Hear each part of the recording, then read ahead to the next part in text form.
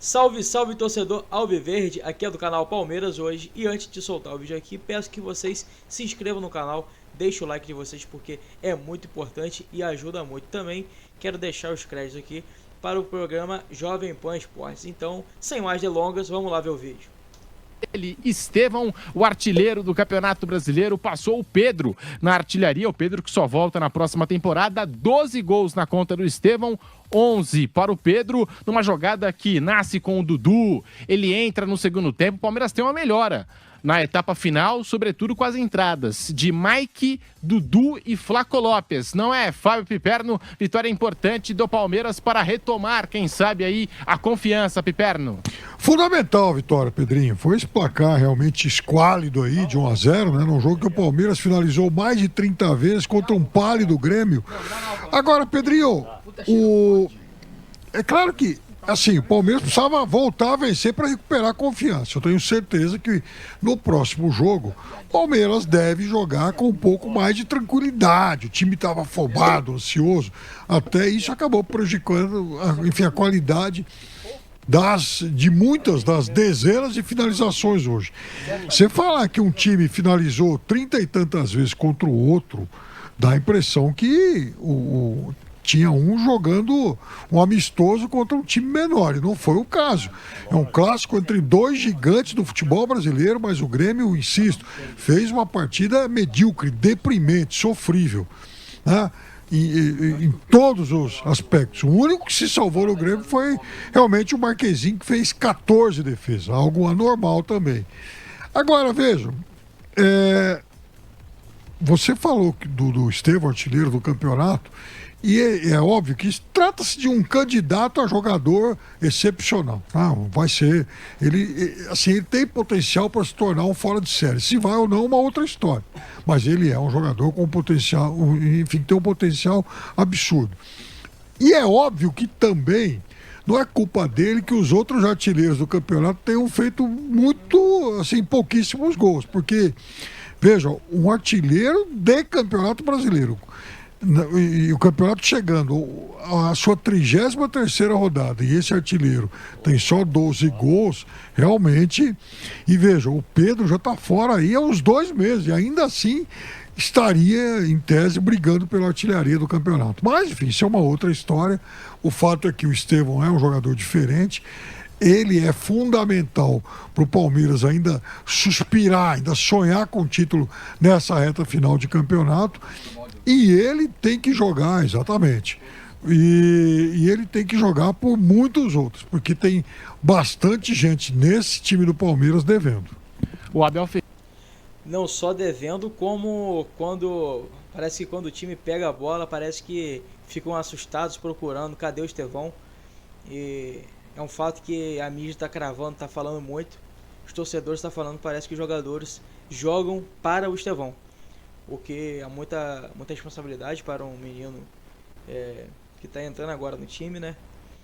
Muita gente pede não só pegar a bola e jogar e se livrar dela, e sim buscar pensar mais o jogo, mas o que mais acho bonito, na verdade, é que ele se destaca fazendo isso. Ele puxa a responsabilidade e está se destacando muito por isso aí. Ferreira que mudou a formação para o jogo de hoje, Piperno, colocando Maurício e Rafael Veiga no meio de campo, 2 armadores. Todo mundo achava que o Felipe Anderson ia sair do time, não saiu. Foi mantido no 11 inicial o Felipe Anderson, inclusive sai vaiado do Palestra Itália, o Felipe Anderson, nas alterações do segundo tempo. E tem o Estevão, que para mim é o desequilibrante, é o diferente desse time do Palmeiras. Toca no Estevão que ele resolve. O Rony no comando do ataque. Esse foi o Palmeiras do meio para frente, é claro, ainda com Aníbal Moreno ali na contenção, digamos assim. E na defesa, o Everton, Rocha, Murilo, Gustavo Gomes e Caio Paulista. Foi o Palmeiras que entrou em campo. Esse Palmeiras do primeiro tempo não funcionou. Chegou a segunda etapa, o Abel Ferreira tira o Caio Paulista, coloca o Mike... Ufa! O Mike de lateral esquerdo, hein? Pra você ver como o Caio Paulista não tava jogando bem. Entrou o Mike. Entra o Dudu na vaga do Felipe Anderson. Felipe Anderson, um dos jogadores mais criticados nesse período, nessa fase do Palmeiras. E, de fato, eu acho que a gente tinha uma expectativa grande em cima do futebol dele, pelo que vinha jogando na Europa, o interesse da Juventus de Turim. O Palmeiras vence a concorrência de times europeus pela contratação do Felipe Anderson, mas é um começo muito tímido o do Felipe Anderson. E entra também o Flaco Lopes no lugar do Rony. O Palmeiras muda completamente, Fábio Piperno, muda completamente. O Maurício, que era o único que arriscava finalizações, continua arriscando. O Estevão, eu acho que ganhou mais companheiros, porque algo que a gente vinha conversando em off, eu acho que de uns jogos pra cá, o Estevão vem ganhando marcação dupla, tripla, né? Eu acho o Estevão cada vez mais marcado, mas é o diferente. É toca no Estevão que ele resolve, não é, Piperno? Sim, e aí que tá o negócio. Então, o Estevão, em todo jogo, ele enfrenta o muro duplo, triplo, né? Então, como é que ele pode sair disso? Como é que o time do Palmeiras pode ajudar o Estevão a funcionar melhor, a potencializar essa tremenda capacidade que ele tem? Tendo, por exemplo, um lateral que ocupe bem o corredor. Em vários momentos, o Mike fez isso antes das lesões. Só que o Mike depois voltou mal, né? Ainda é um jogador visivelmente distante do seu melhor ritmo e tal. Porque o Marcos Rocha não tem essa característica. O Giai poderia ser mais utilizado para fazer isso.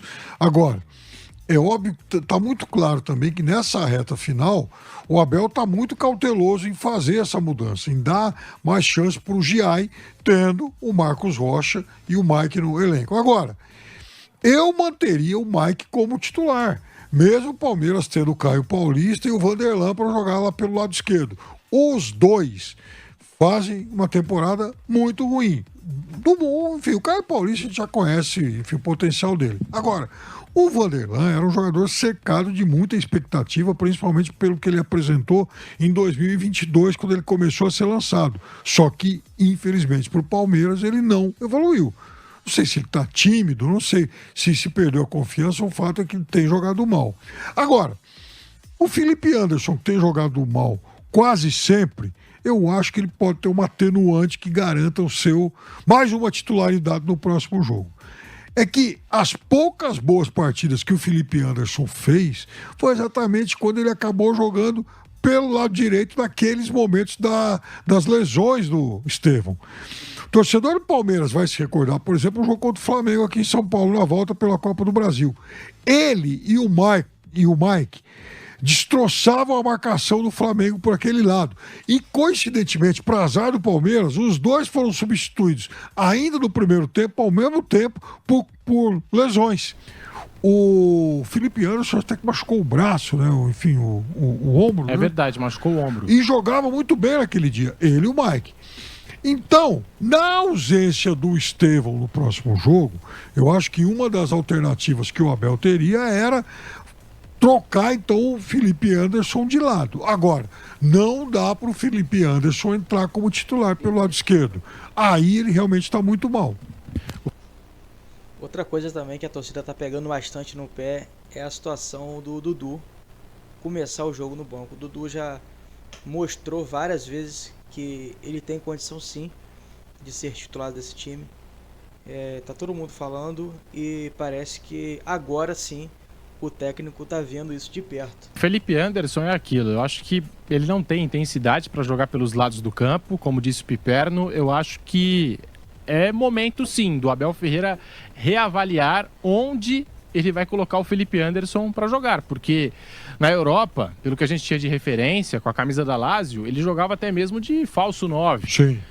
Vai ver, não está se encaixando mesmo no Palmeiras nessa função de atacante de beirada de campo, porque ele não tem essa intensidade toda como um Estevão da vida, né? Jogador que chega sempre do fundo, com muita velocidade. Vale ressaltar também, não menos importante falar disso, que o Palmeiras está...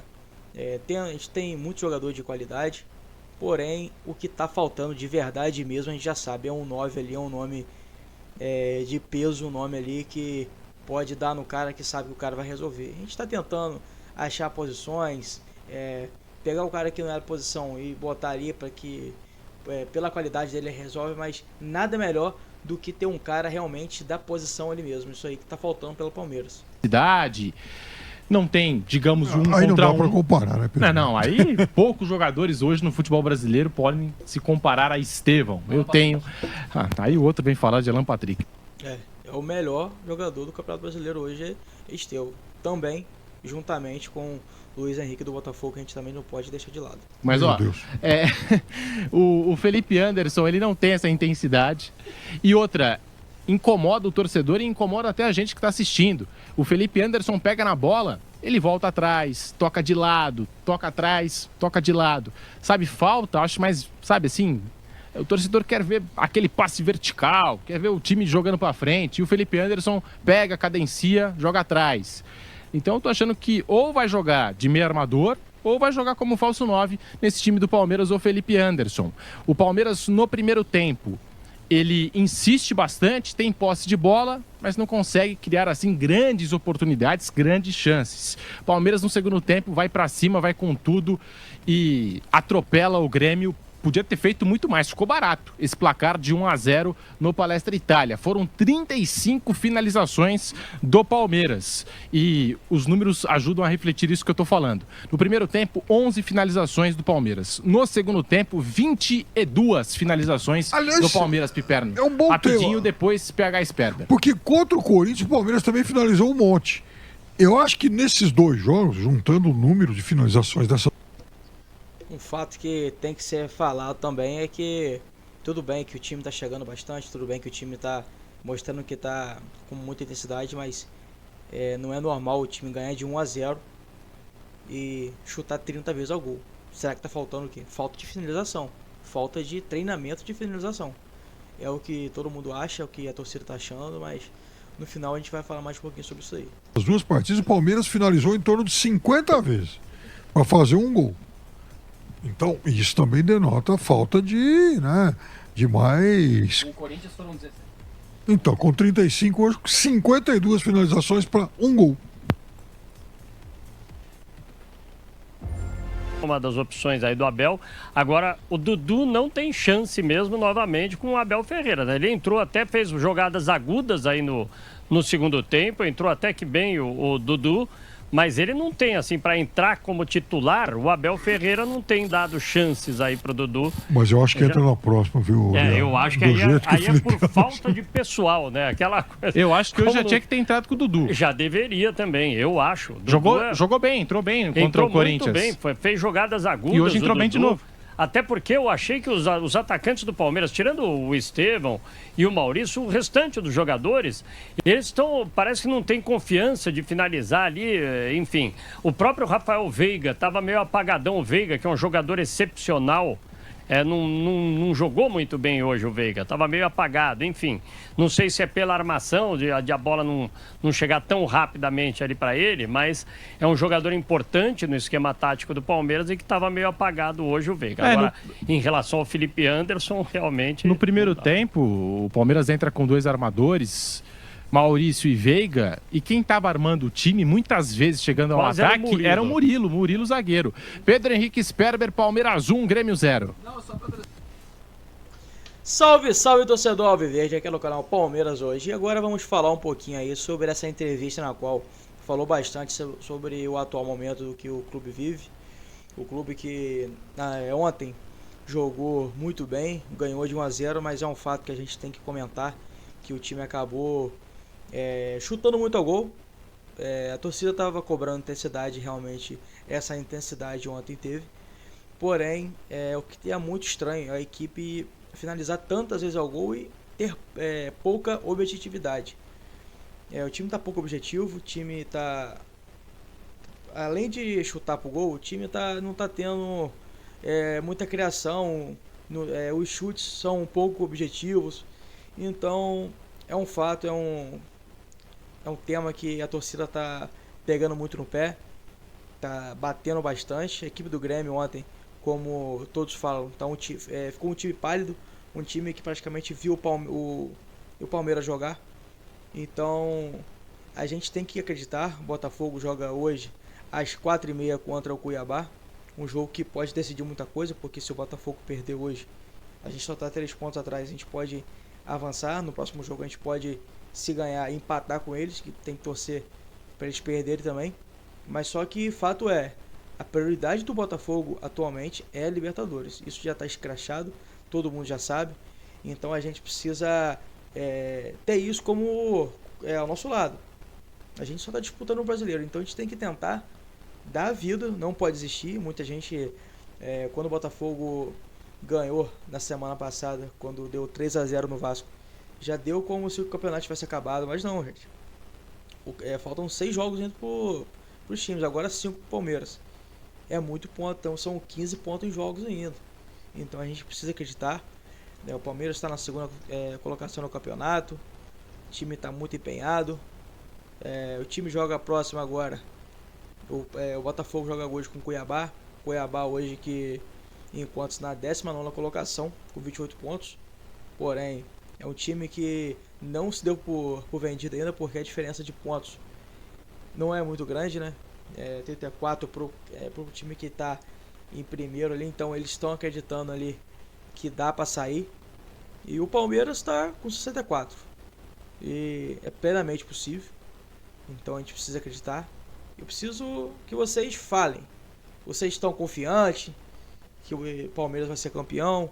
Comente aqui que é muito importante. Peço que vocês também se inscrevam no canal, porque é importante demais, isso ajuda muito. Mostre pro YouTube que esse conteúdo é relevante. E é isso aí. Tamo junto, até a próxima e hoje vamos secar o Botafogo. Valeu!